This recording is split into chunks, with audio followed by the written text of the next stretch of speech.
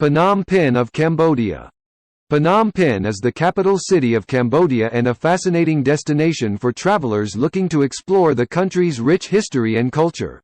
Located on the banks of the Mekong River, the city boasts a unique blend of traditional and modern architecture, lively markets, delicious cuisine, and a thriving art scene. One of Phnom Penh's most famous attractions is the Royal Palace, which is located in the city center. The palace is a stunning complex of buildings, gardens, and courtyards that are steeped in history and culture. Visitors can explore the Throne Hall, the Silver Pagoda, and the King's personal residence, all of which are intricately decorated with shimmering gold and diamonds.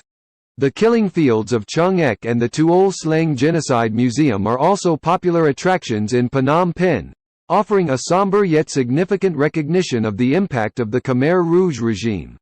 Phnom Penh is also known for its street markets, including Central Market, which is a must-visit for shopaholics looking for a bargain. The market features a wide range of local goods and crafts, including jewelry, textiles, and traditional souvenirs. Other notable attractions in Phnom Penh include the Wat Phnom, a Buddhist temple that is one of the oldest buildings in the city, offering a serene and peaceful atmosphere.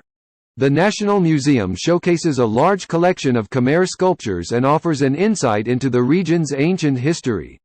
Phnom Penh is the vibrant, bustling capital city of Cambodia, with a population of approximately 2 million people.